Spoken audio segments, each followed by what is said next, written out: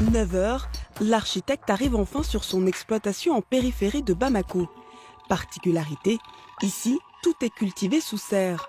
Dans le pays, il est le tout premier à avoir développé cette technique agricole il y a 5 ans.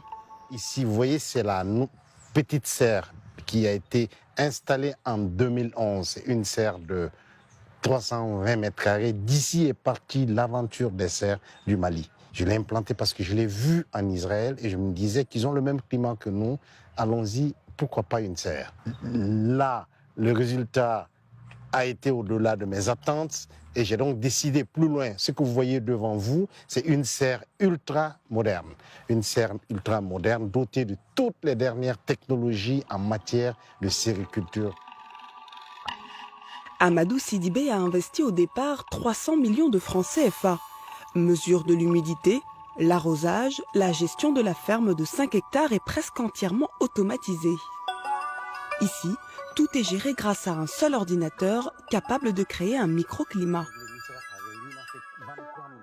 Oui, c'est nous. Oui, Comment ça va? ça va. Sam, bonjour. Hello, bonjour. Ça va? Boss.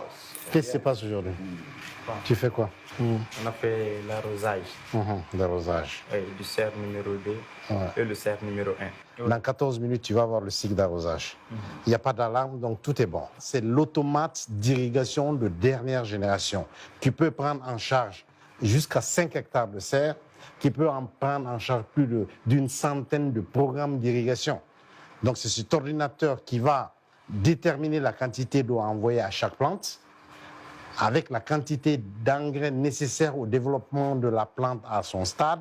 Cet ordinateur se substitue à l'homme pour la gestion permanente de la santé et des besoins de la plante.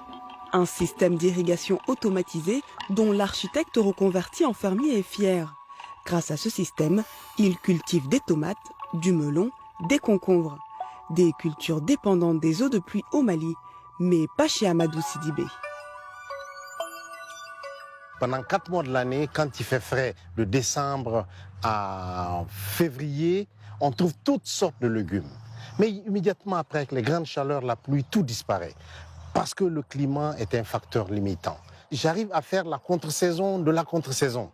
J'arrive à produire quand les autres ne peuvent pas produire, parce que sur la serre, disons, il y a du plastique, l'eau ne rentre pas. Sous la serre, je peux contrôler le climat. J'arrive à développer, à produire toute l'année des légumes d'une qualité irréprochable, sans pesticides. Une production 12 mois sur 12, très rentable.